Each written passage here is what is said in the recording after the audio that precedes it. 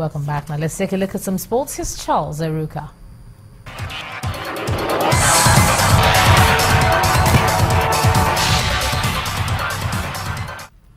Thanks, Ijoma. Welcome to Sports News. Super Eagles captain John Mikel Obi and his assistant Ahmed Musa have been allowed to be part of the Joseph Yobo testimonial game planned for May the 27th in Port Harcourt, the Rivers State capital. The Nigeria Football Federation ordered that the players be excused from the 2 friendly matches in Europe so that they can honor Joseph Yobo, who is having his testimonial game on the same date as other friendlies.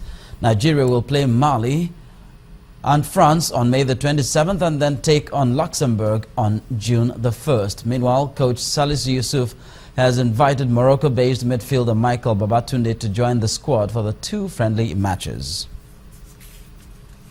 Roberto Martinez has been sacked by Everton with immediate effect. The Toffees have picked up only 4 Premier League points since March the 5th, and the 3-0 loss to Sunderland on Wednesday stretched their dismal run of form to just 1 win in 10 matches in all competitions. Although Martinez has led Everton to the semi-finals of the FA Cup and Capital One Cup this season, it appears the club's poor league form has proved his downfall. Everton are 12th on the log, and with only 1 match remaining, they are set to finish in the bottom half for a 2nd straight year.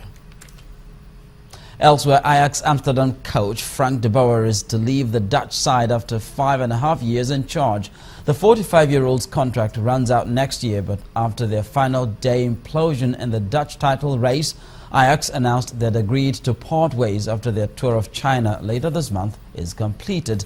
Ajax were favourites to deliver a 5th title but could manage no better than a 1-all draw, allowing PSV to finish 2 points clear at the top of the table. British media have touted De Boer as a potential replacement for sacked Everton coach Roberto Martinez. In tennis, Rafael Nadal set up a quarter-final clash with defending champion Novak Djokovic at the Rome Masters after battling past Australian upstart Nick Kyrgios 6-7, 6-2, 6-4 in the 3rd round. Nadal, a 7-time winner in the Italian capital, broke Kyrgios in the first game of the 2nd set and never looked back on his way to a convincing win. Andy Murray defeated Jeremy Chardy to reach the quarter-finals in Rome. The world number 3 raced through the first set but had to come from a breakdown in the second before sealing a 6-love, 6-4 victory over the Frenchman. Murray will meet David Goffin, who thrashed Thomas Berdych 6-love, 6-love for a place in the last 4.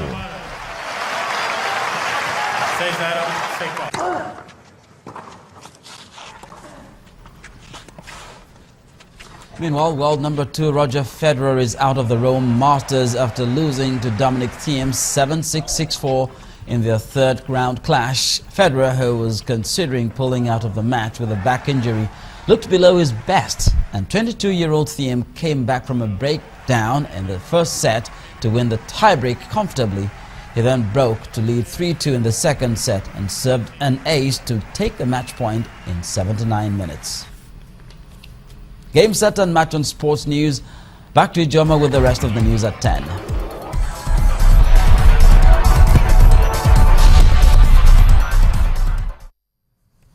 The Anambra State Governor Willie Obiano has asked residents to guard government infrastructure to avoid hoodlums from vandalizing state facilities.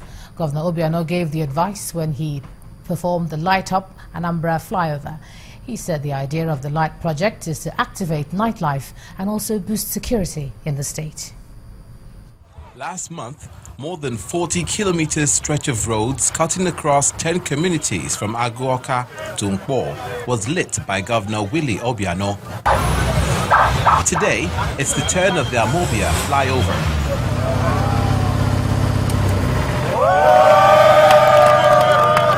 Residents of the area welcome Governor Obiano and his guest, Minister of Youth and Sports, Mr. Solomon DeLong.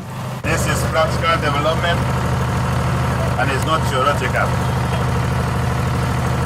This is what our people want. Governor Obiano appeals to residents to take ownership of projects and assures them of more infrastructure in the state. Switched on the Aroma 1 in December and it's still lighting.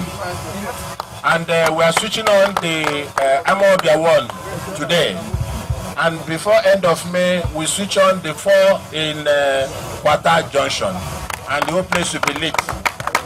If you also look closely, you will find out that we have started the horticulture and some greenness, or greenery, if you will, around the flyover areas. The Anambra State Light Project is part of the Obiano administration's plan to beautify the state and improve security.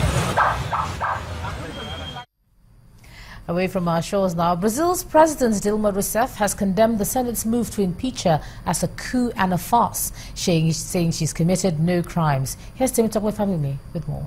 While addressing the nation on television, Ms. Rousseff says her government is undergoing sabotage. Senators voted against her by 55 votes to 22 after an all-night session that lasted more than 20 hours. Vice President Michel Temer will now assume the presidency while her trial takes place. Ms. Rousseff is accused of illegally manipulating finances to hide a growing public deficit ahead of her re-election in 2014, which she denies. In the United States, White House hopeful Donald Trump has held key talks with House Speaker Paul Ryan in Washington in an attempt to unify the Republican Party for the presidential campaign. Despite misgivings about Mr. Trump, Republicans are calling for party unity to defeat likely Democratic nominee Hillary Clinton in November. Finally, Uganda's President Yoweri Museveni has promised to fight corruption and impose discipline on inefficient bureaucrats who frustrate investors after being sworn in for a 5th term in office. Authorities blocked Facebook, Twitter, WhatsApp and other social media, citing security concerns ahead of the ceremony in Kampala. Meanwhile, Human Rights Watch has condemned President Museveni for inviting his Sudanese counterpart Omar al-Bashir to his inauguration, despite the fact that he is wanted by the International Criminal Court for alleged war crimes in Darfur. And that's the foreign news wrap-up. It's back to you, Ijoma. Thanks a lot, Pt.4. And the main news again. World leaders in London today discussed ways to tackle corruption around the world. In the session, President Buhari spoke of a strategic plan to track and recover stolen funds stashed in banks abroad. Also today, the federal government has insisted guided deregulation of the downstream oil sector will end the fuel crisis as Nigerians frown on the increase in the price of petrol. That's the news at 10 tonight. Thanks a lot for staying with us. I'm Ijoma Hunyato. Good night.